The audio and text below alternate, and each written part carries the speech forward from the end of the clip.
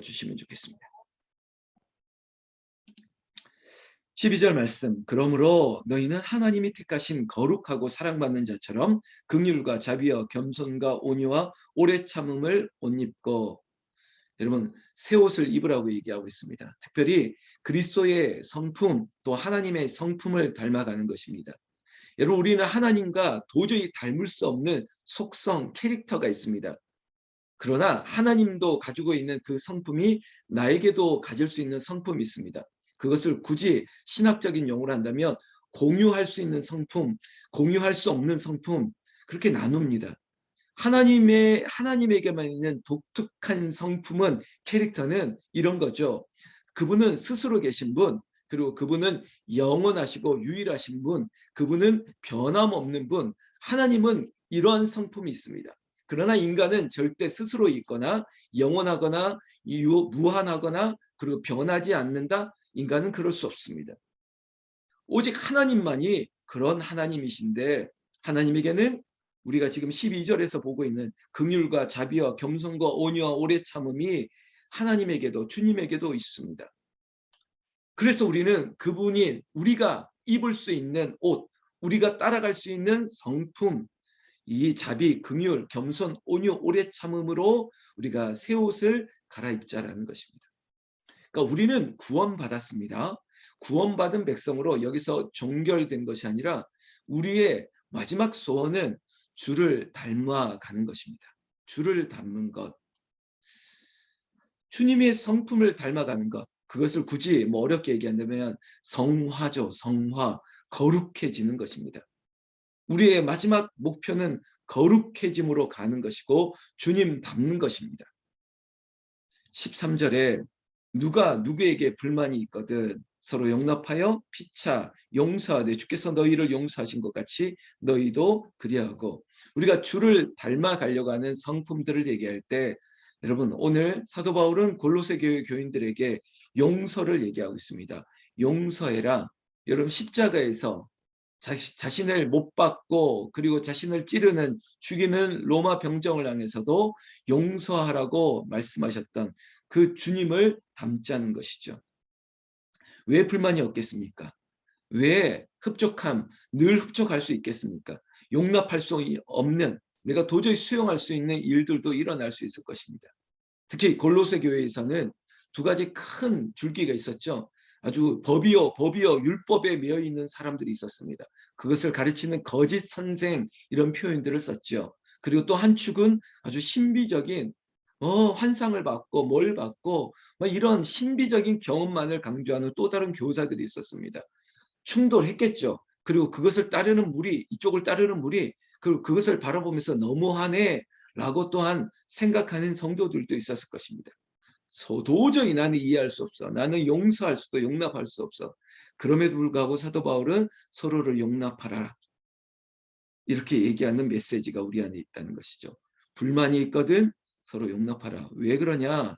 여러분, 우리가 구원받은 죄인이었기 때문에, 우리가 의로워진 것은 나의 공로로 된 것이 아니라 구원 얻고 이제는 그리스도를 닮아가는 가운데 주님의 성품, 겸손과 온유와 그리고 오래 참음과 자비와 긍휼, 이런 것들로 옷 입고 서로 용납할 것을 권면하고 당부한 것입니다.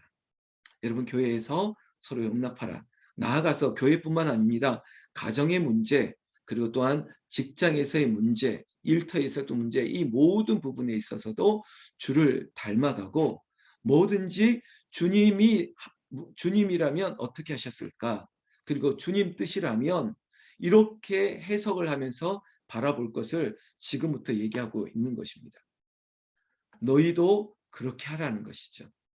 여러분, 이것이 액츠입니다. 움직이는 것이에요. 믿음은 움직이는 것이에요. 믿음은 알아요 라고 끝나는 것이 아니라 믿음은 그렇게 살아가는 것입니다. 그래서 신학을 그저 theology라고 하는 그저 학문으로 바라봤는 것이 아니라, 여러분, 주님을 닮아가는 것이고 하나님을 아는 것, knowing God, 하나님을 알아가기 위해서 힘쓰고 움직이는 것입니다. 여러분, 우리의 삶도, 우리의 신앙도, 믿음도 주를 닮고 죽게 하듯 너희도 그리하라 라고 우리에게 믿음의 행동을 요청하고 있습니다. 어렵죠. 용서하기 어렵고 용납 받아들이기도 어렵고 아유 또 같은 배에서 같이 지내려니까 참 힘들고 그럼에도 이 모든 것 위에 할 수 있는 것이 14절에 사랑을 더하라. 이는 온전하게 매는 띠니라. 십자가의 사랑, 예수의 사랑이 아니면 하나로 묶을 수 없습니다. 그러니까 하나가 될 수 없습니다. 주님이 우리를 너무나도 잘 아시기에 주님이 어떤 분이십니까? 십자가의 사랑, 마다하지 않고 우리 위해서 죽으신 그 크신 하나님의 사랑, 그 사랑으로 우리를 하나 되게 하는 것입니다.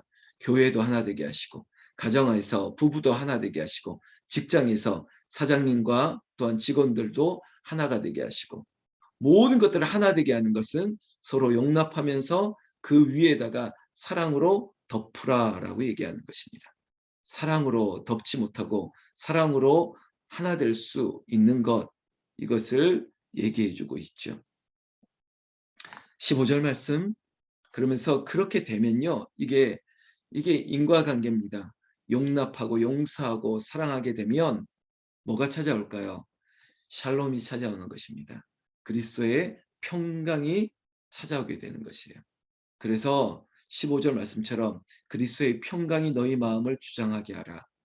그리고 너희는 평강을 위하여 한 몸으로 부르심을 받았나니 너희는 또한 감사하는 자가 되라.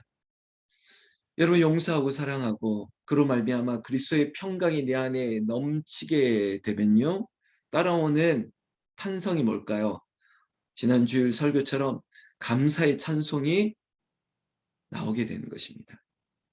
결국 오늘 사도 바울이 우리들에게 하고 싶은 말씀, 너희는 감사하는 자가 되라.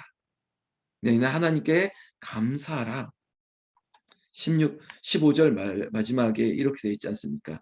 너희는 또한 감사하는 자가 되라.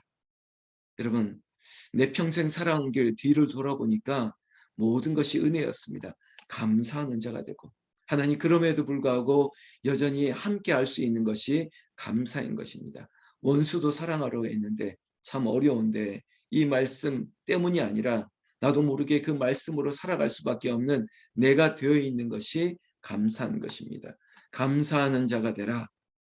16절에 그리스도의 말씀이 이겁니다. 주님이 육신이 되어서 하나님이 육신이 되어서 이 땅에 오셨습니다. 그 육신이 우리에게 로고스 말씀이 되어서 우리의 마음에 새겨지고 있습니다. 그리고 또 말씀이 또한 우리에게 현현 계시로 나타나고 있습니다. 말씀이 있으니까 우리 안에 풍성함이 있습니다. 그리스도의 풍성함이, 은혜의 풍성함이, 그리고 내가 알 수 없는 은사의 지혜들이 나타나게 됩니다. 그러니까 거짓 교사들의 그릇된 가르침이 아니라 성령께서 주시고 하나님의 말씀의 교훈으로 말미암아 서로 피차 권면하고 가르치고 그리고 그 말씀대로 다윗의 시편처럼 찬송하며 노래하고 있습니다. 그 모든 게 한 키워드로 얘기한다면 감사합니다. 이 모든 게 감사하는 마음으로 하나님을 찬양하게 되는 것입니다. 그럼에도 불구하고 감사하며 찬양하는 자가 되라. 여기까지 우리를 이끄는 것이 나의 의지, 아유 내가 참아야지, 내가 용서해야지, 내가 한번 봐줘야지, 그냥 잊어버려야지, 그게 아닙니다. 하나님께서 그리스도의 평강으로 마치 은사의 선물처럼 우리의 마음을 하게 하는 거예요. 의지로 용서하고 의지로 감당하는 것이 아니라 하나님의 은사가 우리를 그렇게 해 주시게 하는 것이죠.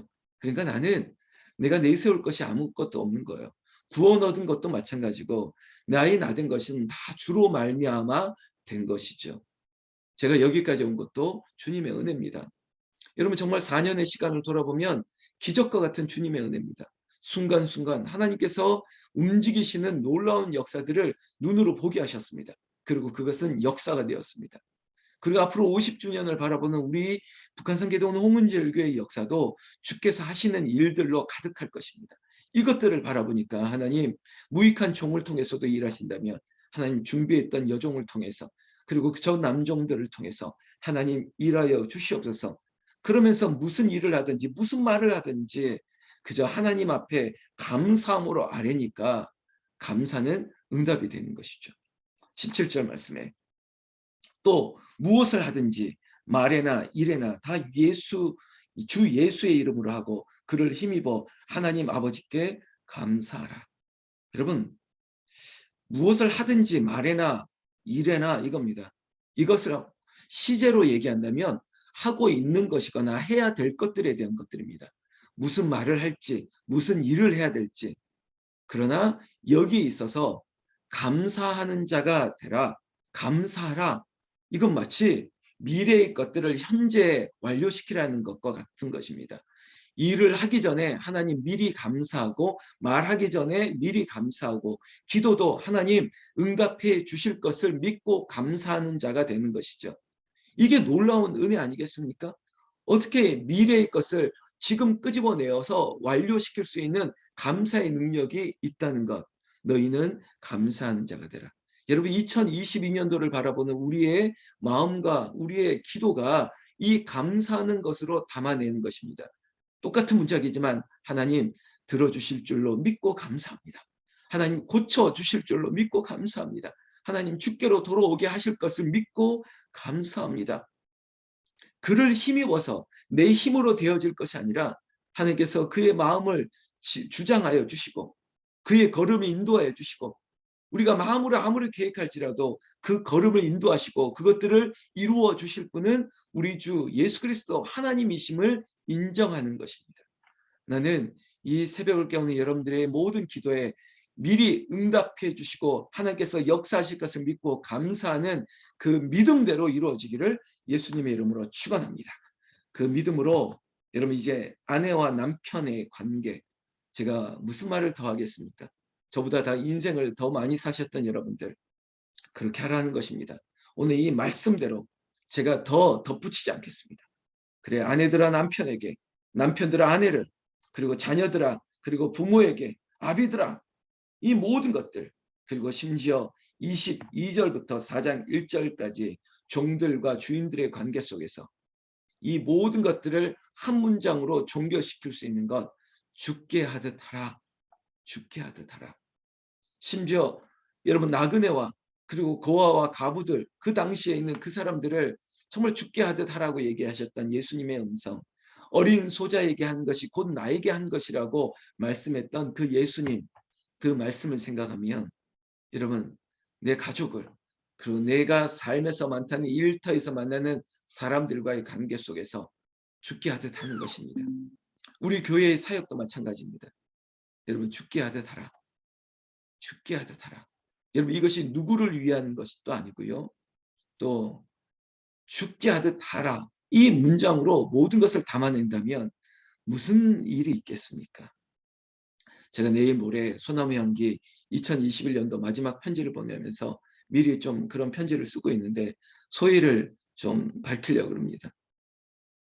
한 번도 빠짐없이 쓰려고 애를 썼습니다. 때로는 부족한 글이었지만 한 분 한 분 만날 수 없는 상황들, 이 코로나 시대에 어떻게 하면 그래도 우리 식구들과 이렇게 소통할 수 있을까, 공감할 수 있을까, 그래도 이 서툰 글을 통해서 편지하려고 애를 좀 썼습니다.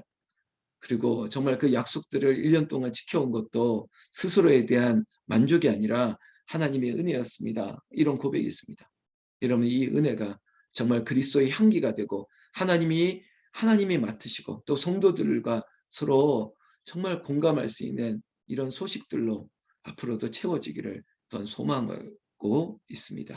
오늘 하루 평강의 말씀이 또 그리스도의 사랑이 우리를 감사와 찬양으로 가득하게 하고 가까이 있는 아내와 남편에게, 내 자녀들에게, 부모님들에게, 그리고 내가 삶의 현장과 일터에서 만나는 그 직원들과 사장님에게도 늘 죽게 하듯 주님의 영광이 우리 이 땅에 평화로 나타날 수밖에 없는 그 평화의 도구 피스메이커가 되시기를 예수님의 이름으로 축원합니다. 축원합니다.